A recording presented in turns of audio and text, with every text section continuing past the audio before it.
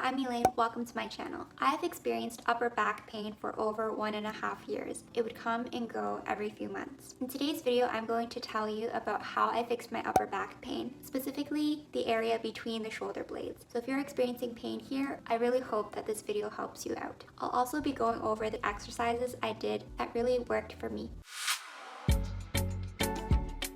Typically, I create follow-along stretching videos for beginners, but in today's video, I'm going to talk about how I fixed my upper back pain. I am by no means an expert in this topic, but I hope that this video will help you walk away with some tips and exercises that you can try out on your own. If you have any previous injuries or back problems, make sure that you go and see a doctor. For this video, I'll be starting off with a little bit of background, talk about why I decided to take Online Physio, go through my assessment process, diagnosis, and walk you through which exercises I did so that you can see if these exercises are helpful to you. To give you a bit of context, I experienced upper back pain for 1.5 years. It would come and go every few months. It would affect everything I did from sitting, standing, walking, even breathing. I would feel the pain in between my shoulder blades. The pain would last a few days up to a few weeks, depending on how long I left it there. Only way I found that would really get rid of it temporarily was when I gave in and got a massage. Otherwise, the pain would continue and it would distract me from a lot of my day-to-day activities. I also experienced stiffness in my lower back. I only noticed this when I took dance classes. We would be required to roll on the ground, and my back would always just land in a loud thud. A few months ago, I decided to work on my back bending, which gave me more motivation to go seek a physiotherapist so I could learn which parts of my back I needed to work on. At this point, I tried a bunch of things like getting a massage, rolling out with a peanut ball, and nothing seemed to help. I also thought that I had good posture all my life, so I was wondering why I was even experiencing back pain. At this time, I decided to give Fixable a try, which is an online platform that connects you with a physiotherapist. And no, I'm not sponsored at all. It was just something that was available with my benefits program, so I decided to give it a try. Ideally, I would have liked to go see a physiotherapist in person, but due to COVID, everything was moved online. There was a 20-minute consultation and then a 45-minute full body assessment, which actually both happened on the same day. For the consultation, I just gave the physio a bit of background the same way I did earlier in this video. And then for the full body assessment, we did a bunch of different tests, like holding a side plank for 1 minute on each side, doing squats with my arms raised overhead. I also stood at different angles in order for the physio to check my posture and alignment, just a bunch of other tests. Overall, I excelled at most of the exercises because at this point, I was working out for over 7 years. But then we were able to identify a few exercises that I was very limited in, which affected my performance. One of these exercises was the reach, roll, and lift, which I'll insert a demo clip here.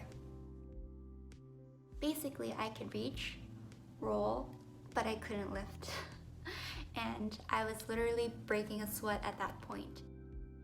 After taking physiotherapy sessions, I learned how to engage my scapula to lift my arm past my ears. As you can see, I can lift my arm a lot higher on the right side.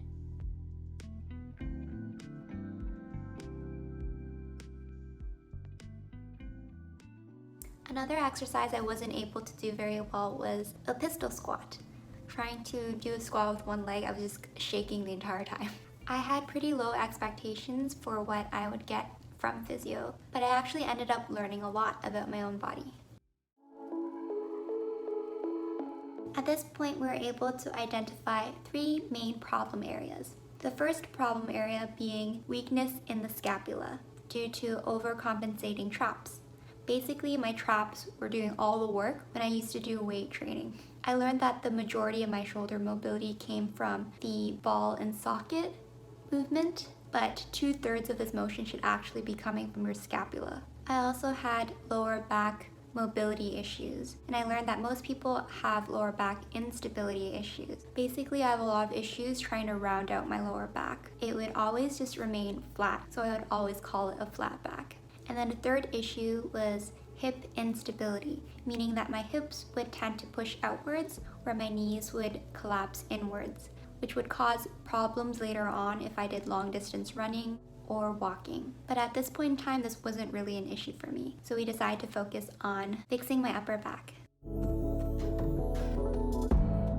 So the next part was the fun part, which was figuring out the exercises I needed to do. So I was given a few exercises every week that I was recommended to do every day or a few times a day, and I would follow up with my physiotherapist once a week or once every other week. I don't remember.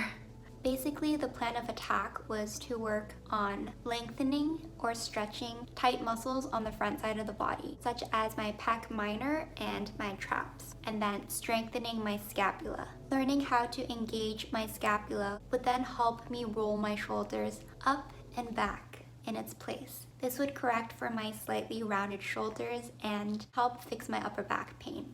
So let's go ahead and jump into the exercises. For the first exercise, we'll be doing a pec minor release against the wall. I'll demonstrate where you'll need to place the ball. Find your shoulder and walk your fingers 1 inch inwards. There should be a tender spot. This muscle helps to bring the scapula forward. We would want to lengthen the muscles to bring our shoulders back. Once you locate this area, grab the massage ball and place it here. We'll be rolling against the wall in 1 inch motions. We'll be doing 2 variations of this exercise. One variation with our arm behind our back. In the second variation, we'll be doing an internal and external shoulder rotation. Make sure that your wrist is aligned to your elbow and your elbow is aligned with your shoulder. I forgot to mention here that you should point your thumb up and back when you're externally rotating your shoulder. Now let's head to the wall. For the first variation, we'll have our arm behind our back, gently rolling in 1 inch motions back and forth. We'll be doing 10 passes, or when you feel like the pain has subsided by 30 to 40%. After a few weeks, you might notice that these muscles aren't as tight anymore. If you roll out every day, you can start to move the ball inwards and find more areas of tension. Now we'll do an internal and external shoulder rotation as we continue to roll the ball side to side. After 5 complete repetitions, we'll move on to the next side.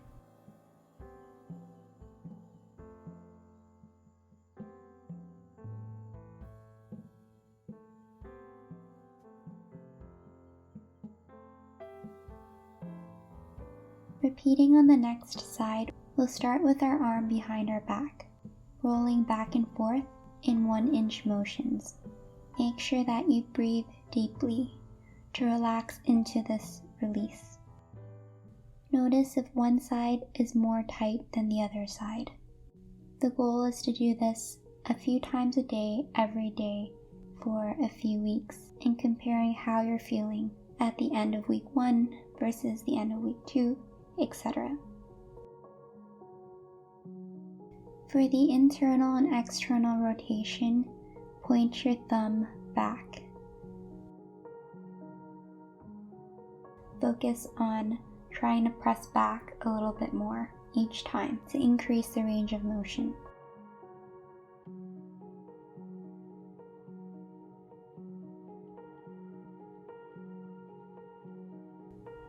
Next, we'll be doing a shoulder stability exercise on all fours.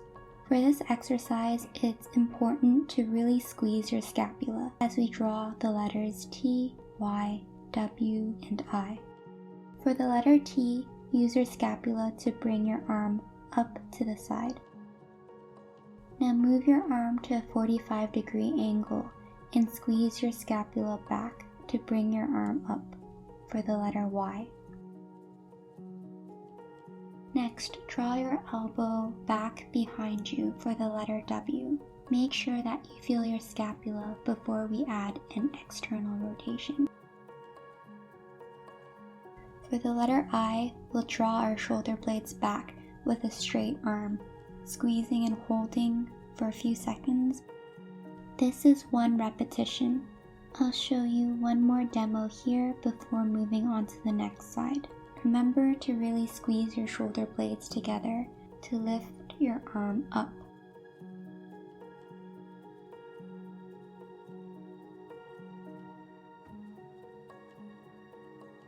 Exhale as you lift your arm upwards, really squeezing your scapula. The goal is to do 6 repetitions 3 times on each side. Exhale as you squeeze your scapula to raise your arm up. Now we'll repeat on the next side.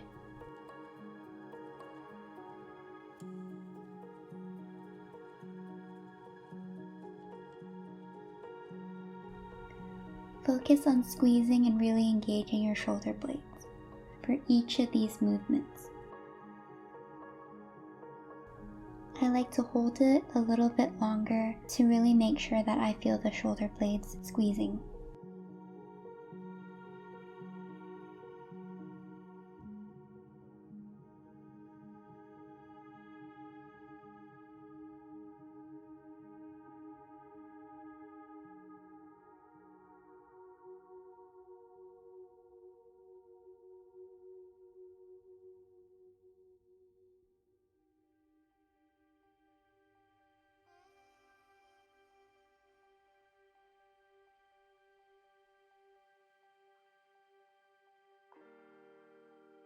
Doing these exercises really helped me learn how to really engage my shoulder blades rather than just using my arm to lift up. Over time, I noticed that my shoulders would drop down and I wouldn't have to consciously pull my shoulder blades back to keep a good posture. For the next exercise, we'll be doing a T-spine rotation. Place your left hand behind your head and make sure that your elbow is in neutral position with your body, meaning that you shouldn't just be using your arm to lift your elbow up. We'll be using our T-spine to control this movement. Focusing on using your upper back to rotate your elbow up. I remember doing 3 repetitions and starting to sweat at this point.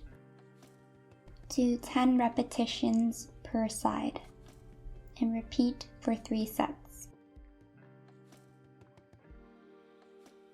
Repeating on the next side, with your hand behind your head, use your upper back to rotate your elbow towards the ceiling.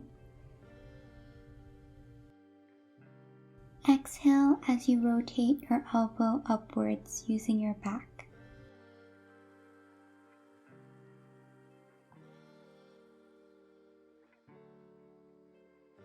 For the final exercise in today's video, we'll be doing a cat and cow.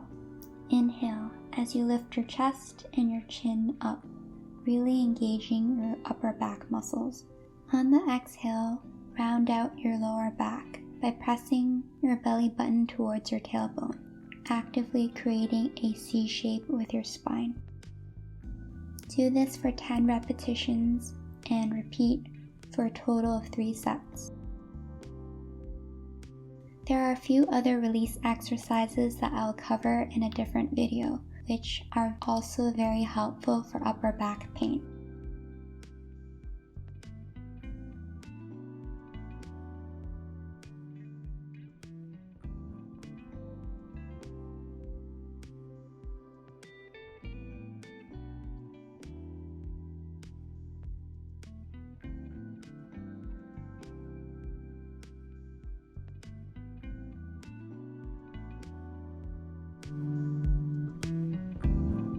It took me about 2 to 3 weeks to start noticing that the front side of my body was a lot less tense because I would do these release exercises and I wouldn't really feel it anymore. For the final part of this video, I'll just go over a few things that really helped me. One, the most important thing here is to stay consistent. So I drew out all the exercises and I tracked how often I did them each day. Tip number 2 is to really reflect on what could have caused you this back pain. For me, I realized that my pain was caused by a lot of the things that I did on a regular basis I knew wasn't really good for my back. For example, I was lifting weights for many years and not actually using my scapula. I also got back pain when I sat on a chair that wasn't really great for my back. There was one chair that I remember where it was too high, so I had to put a box underneath my feet. My pillow at one point was also too high, so I actually tried to sleep by placing my hand underneath my back, which was terrible.